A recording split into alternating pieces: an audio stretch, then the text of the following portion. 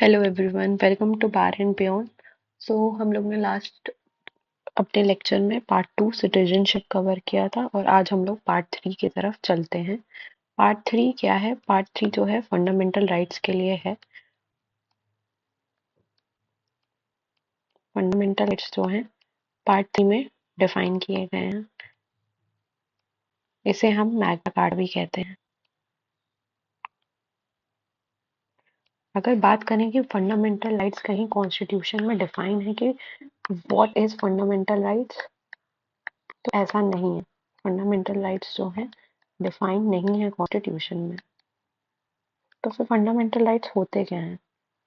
Basically fundamental rights जो हैं एक इनवॉल्युबल राइट्स होते हैं जो कि बहुत ही एसेंशियल होते हैं किसी भी ह्यूमन बीइंग के लिए।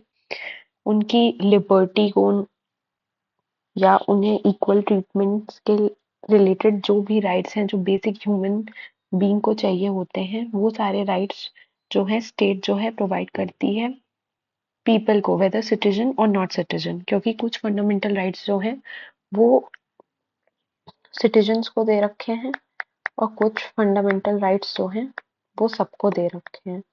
तो ये चलता है फंडामेंटल राइट्स में। फंडामेंटल राइट्स हैं वो 6 के होते हैं। अगर हम बात करें कि फंडामेंटल राइट का जो केस है तो वो बहुत ही फेमस केस है, Kesavananda Bharati versus state of Kerala. ये जो केस है इसे हम फंडामेंटल राइट्स कहते हैं। वो आगे हमें पता चलेगा कि इसे क्यों कहते हैं। फंडामेंटल राइट्स जो हैं अगर स्टेट ने ग्रांट किए हैं तो वो स्टेट उसे ले नहीं सकता है। It can not be taken away by ordinary law. और अगर कोई भी फंडामेंटल राइट जो है इन्फ्रिंज करता है आपकी किसी भी राइट को, तो वो उसे वॉइड कहलाते हैं। अगर केस की बात करें तो आपका एक केस है Maneka Gandhi versus union of India. इसमें भी फंडामेंटल राइट्स को डिफाइन किया गया था और बोला गया था कि फंडामेंटल राइट्स जो हैं वो बताते हैं बेसिक वैल्यूज जो कि वी पीपल इंडिया चेरिश करते हैं। ये आपकी डिग्निटी, इक्वालिटी या एक ह्यूमन बीइंग से डेवलप हुआ अपनी कंट्री में उन चीजों को गारंटी करते हैं। सो इसके अलावा भी अगर फंडामेंटल राइट की बात करें तो फंडामेंटल राइट इन्फोर्स किसके अगेंस्ट कर सकते हैं? फंडामेंटल राइट जो है हमेशा स्टेट के अगेंस्ट एनफोर्स कर सकते हैं। तो ये जो फंडामेंटल राइट है ये स्टेट के अगेंस्ट ही इन्फोर्स होता है और प्राइवेट इंडिविजुअल के अगेंस्ट भी होता है, लेकिन कभी कभार होता है। इसीलिए हमें पहले जो आर्टिकल नंबर 12 है हमारा, हमें वो पढ़ना है और उसमें हम जानेंगे कि स्टेट बेसिकली है क्या, स्टेट में कौन कौन इंक्लूड होता है, वो हम जानेंगे आर्टिकल 12 से। इससे हमें पता चला कि what is included in state और नॉट। तो आर्टिकल 12 आपका जो है पहला आर्टिकल है अंडर पार्ट 3। ये जो आर्टिकल है ये पार्ट 3 और पार्ट 4 दोनों में डिफाइन है। पार्ट 3 में अंडर आर्टिकल 12 है और पार्ट 4 में अंडर आर्टिकल 36 में डिफाइन है। ये जो आर्टिकल है ये इंक्लूसिव है, मतलब ये इनएग्जॉस्टिव है। इससे हमें ये पता चलता है कि जो भी चीजें आर्टिकल में दे रखी हैं अंडर आर्टिकल 12, इसके अलावा भी स्टेट चाहे तो इस डेफिनेशन में ऐड कर सकती हैं चीजें। अब हम करेंगे कि आर्टिकल 12 है क्या। तो article 12 lays down that unless the contest otherwise requires, जब तक पार्लियामेंट बाय एनी लॉ या अमेंडमेंट नहीं करती है, स्टेट में includes government and parliament of India, government and the state legislature or local and other authorities within the territory of India or under the control of government of India। इसमें हमें पहले पता चलता है कि गवर्नमेंट जो है पार्लियामेंट ऑफ इंडिया मतलब यूनियन में है, दूसरा है स्टेट लेजिस्लेचर में है। तीसरे को भी आप बाइफर्केशन कर सकते हैं। तो ऑल लोकल अथॉरिटीज जो हैं with in territory of India हो गई, फर्स्ट ये हो गया। या ऑल लोकल अथॉरिटीज जो हैं under the control of the government हो गया। या ऑल लोकल अथॉरिटीज जो कि एक बोर्ड और ऑर्गेनाइजेशन के थ्रू बनाई जाती हैं, वो भी हो गई। अब आपके लोकल और अदर अथॉरिटीज जो है बाय द टाइम इसे इंटरप्रिटेशन मिली है बाय वेरियस केस लॉज। अगर हम बात करें लोकल अथॉरिटीज की, तो लोकल अथॉरिटीज जो है defined under 3 sub clause 31 of general clauses act 1897 में लोकल अथॉरिटी को बताया है। जैसे आपकी म्युनिसिपल कमेटी हो गई या डिस्ट्रिक्ट बोर्ड हो गया, बॉडी ऑफ कमिश्नर हो गया, जो कि लीगली एंटाइटल्ड है, या उनको जो इंटरेस्ट, इन लोगों को इंटरेस्ट जो है गवर्नमेंट ने दिया है। क्या दिया है? कंट्रोल और मैनेजमेंट जो है ये सब इन्हें ग्रांट हुआ है by the government, that is state. तो ये सब जो है आपके स्टेट में आएंगे। एग्जाम्पल और एग्जाम्पल्स क्या हैं? जैसे panchayat, mining settlement board, district boards, ये सब जो है आपका लोकल अथॉरिटीज में आता है। इससे हमें क्या पता चलता है कि अगर कोई भी फंक्शनिंग जो है या ओन्ड या कंट्रोल और मैनेज बाय द स्टेट हो रहा है, या वो किसी पब्लिक फंक्शन को परफॉर्म कर रहा है, फर्स्ट सेकंड थर्ड, तो वो जो है डेफिनेशन ऑफ स्टेट के अंदर आता है। Now when we come to the other authorities, तो अदर अथॉरिटीज कहीं पे भी डिफाइन नहीं है, लेकिन इंटरप्रिटेशन से हमें धीरे धीरे पता चलता है कि कहाँ कहाँ पे क्या क्या अदर अथॉरिटीज में इंक्लूडेड होता है। अब ये केस लॉ है union of India versus RC Jain. ये हमें लोकल अथॉरिटीज के बारे में बताता है कि लोकल अथॉरिटीज की क्या कैरेक्टरिस्टिक्स होनी चाहिए। तो लोकल अथॉरिटीज में अगर कोई भी बॉडी अथॉरिटी जो है जिसकी सेपरेट लीगल एग्जिस्टेंस है, या उसका फंक्शन है वो डिफाइंड एरिया में है, और उसके पास पावर है अपने फंड को खुद रेस करने की, तो हम उसे लोकल अथॉरिटी में लेकर आते हैं। इससे पहले अब अगर अदर अथॉरिटी की बात की जाए, तो ये इंटरप्रेट किया गया था बहुत सारे केस लॉस के थ्रू। तो पहला जो आपका केस लॉ है उसमें आपका university of Madras versus Shantabai. इस केस लॉ में क्या बोला गया था कि जो कोर्ट है वो प्रिंसिपल ऑफ एडजस्टम जनरस, इसका मतलब सेम काइंड का प्रिंसिपल जो है अडॉप्ट करेगी। जो भी अथॉरिटीज अदर अथॉरिटीज में आएंगी उनका जो फंक्शन है वो गवर्नमेंटल और सॉवरेन इन नेचर होगा। ऐसे ही लोग जो हैं आपके आ सकते हैं अदर अथॉरिटीज में। अगर कोई भी बॉडी है जो कि गवर्नमेंटल और सॉवरेन के अंडर नहीं आती है, तो आप उसे इंक्लूड नहीं करेंगे। लेकिन उजमा बाई के केस में कोर्ट ने रिजेक्ट कर दिया था इंजस्टिस जेनेरिस को, और इन्होंने ये बोला था कि हम अगर अदर अथॉरिटीज को इंटरप्रेट करेंगे तो जरूरी नहीं है कि जो उनका जो जीनस हो वो सेम काइंड और सेम कैटेगरी के बेसिस पे हो।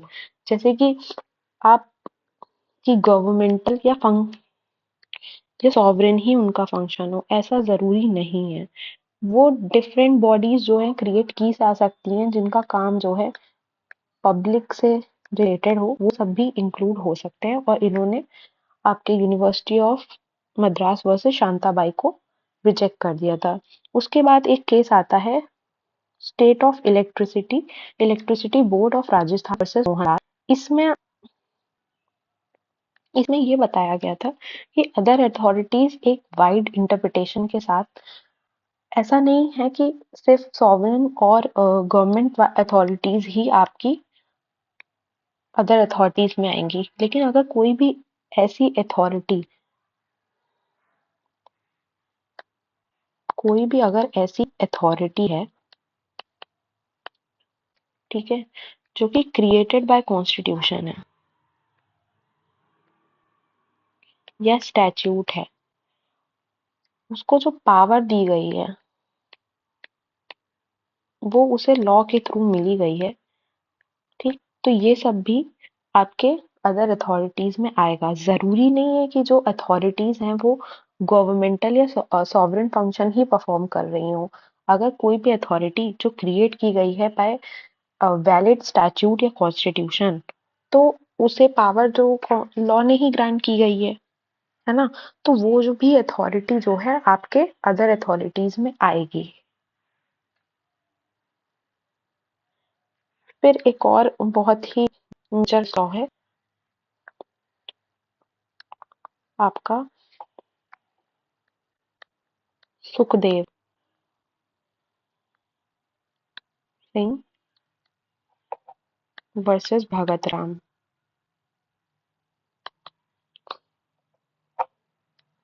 इसमें जो है principle of agency and instrumentality दी गया था।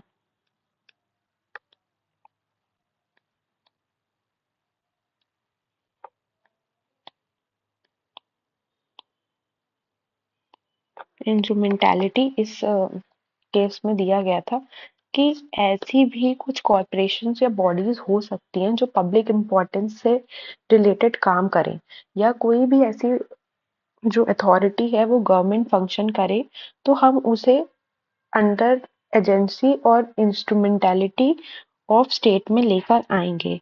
क्योंकि जरूरी नहीं है कि स्टेट जो है हर काम कर पाए। स्टेट अपनी पावर जो है किसी और को भी दे सकती है। तो ऐसी अगर नॉन स्टैट्यूटरी बॉडी हो गई, जैसे नॉन स्टैट्यूटरी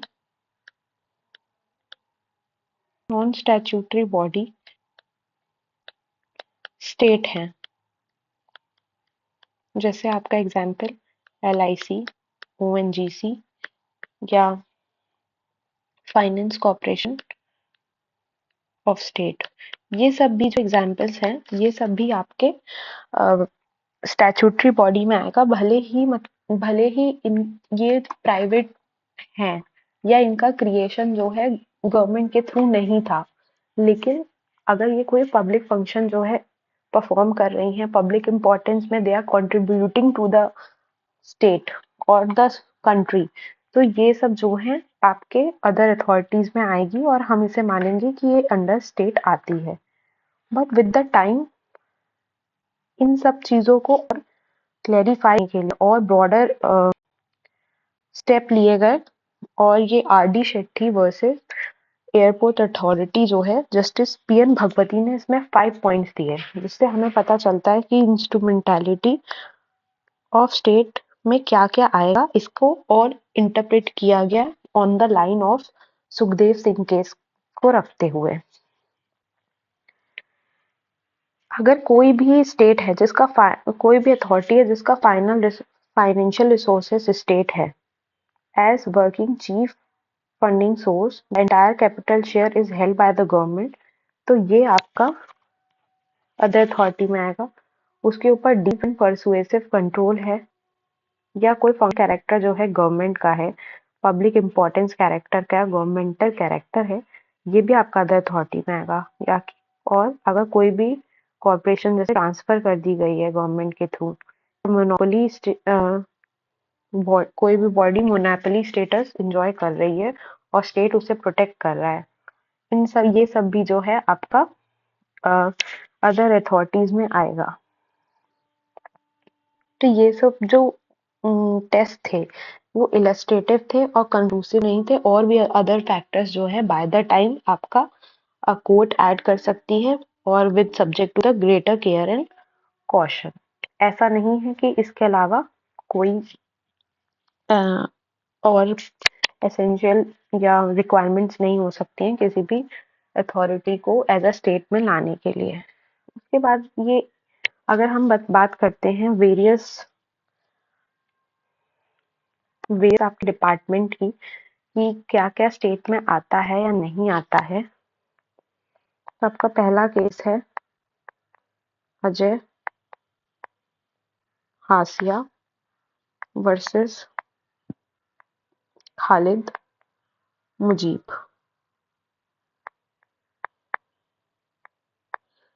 इस केस में सोसाइटीज को जो कि रजिस्टर्ड हैं, सोसाइटी सोसाइटीज रजिस्ट्रेशन एक्ट 1898 के अंदर वो अंडर आती हैं agency and instrumentality of state के अंदर। सो वो स्टेट में काउंट होती हैं। क्या होती हैं? सोसाइटीज। उसके बाद बहुत सारे केस लॉज आए आपके, जैसे कि NCERT. When we talk about the NCERT, तो एनसीईआरटी स्टेट है या नहीं है, ये जो क्वेश्चन था ये आपका Chandramohan Khanna versus national council of education research and training में बताया गया था कि एनसीईआरटी जो है एक ऑटोनॉमस बॉडी है और वो रजिस्टर्ड सोसाइटी है, और इसीलिए हम इसको अंडर स्टेट में कहेंगे। एनसीईआरटी जो है स्टेट में आती है।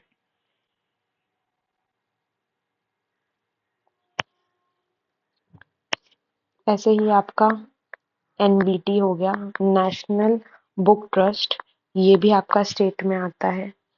कोई भी अगर नेशनलाइज्ड बैंक हो गया, ये भी आपका स्टेट में आता है। एलआईसी स्टेट में आता है। अगर कोई डीटी है, क्या वो स्टेट में आती है? तो कोई भी अगर डीटी या जुरिस्टिक पर्सन है तो वो स्टेट में नहीं आता है। इसके बाद एक केस है Unni Krishna versus state of Andhra Pradesh. इसमें बताया गया था कि प्राइवेट एजुकेशनल इंस्टीट्यूशन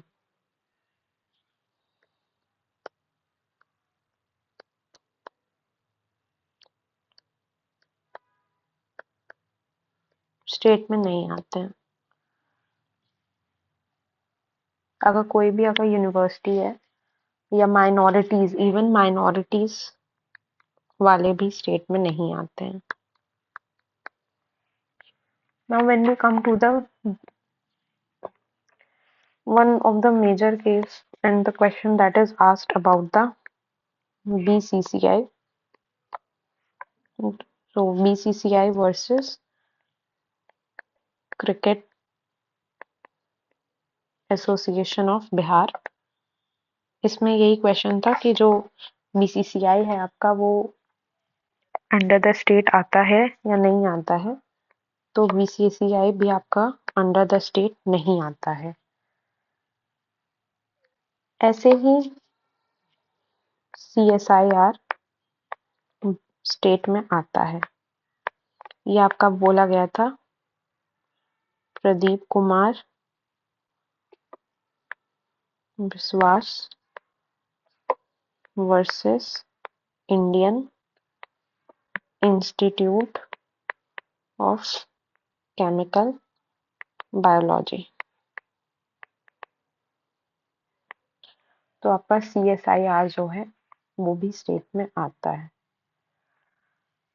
ये जो सारे क्वेश्चंस हैं ये पूछे जाते हैं इन द एमसीक्यू फॉर्म, और ये मेंस में भी पूछ सकते हैं कि what is included and what is not included in the state. ये जितने भी मैंने बीसीसीआई हो गया या प्राइवेट एजुकेशन या माइनॉरिटीज हो गया, ये सारे जो हैं आपके पीवाईक्यू के ही क्वेश्चंस हैं जो कि हमेशा पूछे गए हैं।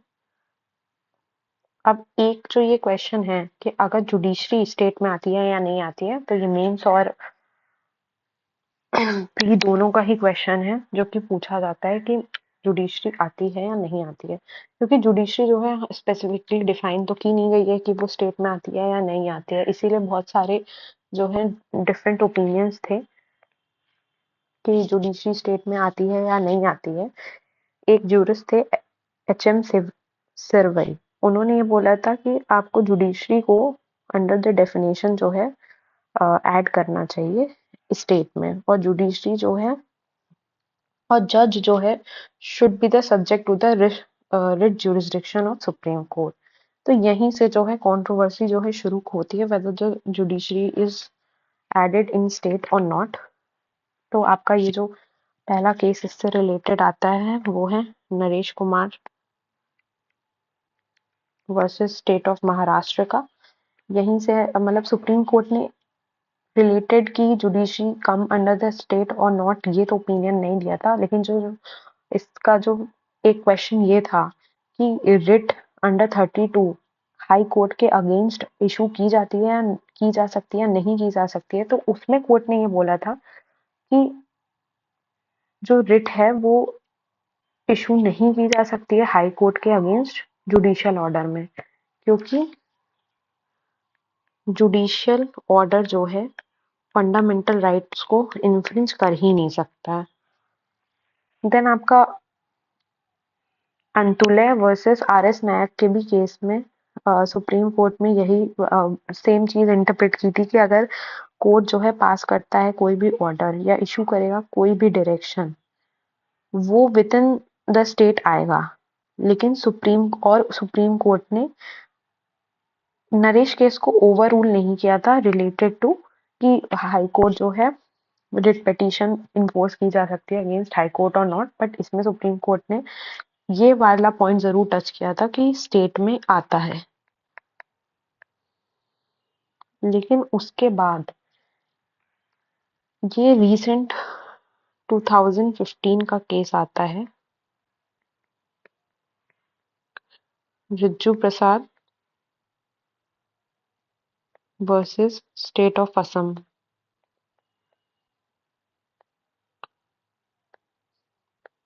ये जो केस आता है इसमें जुडिशरी को दो उसमें डिवाइड किया था। अगर जुडिशरी जो है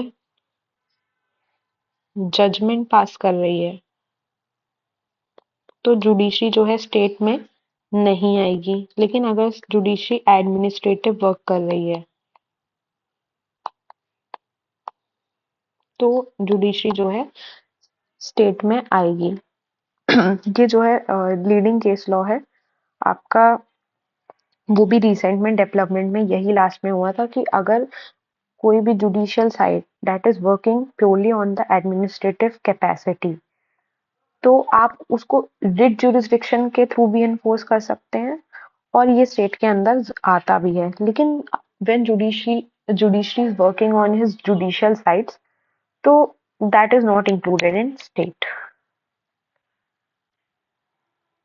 okay, so that is for the today. आप इसके नोट्स बना लीजिएगा और कल हम लोग आर्टिकल 13 जो है स्टार्ट करेंगे, उसमें हम लोग सारे डॉक्ट्रिन्स भी कवर करेंगे।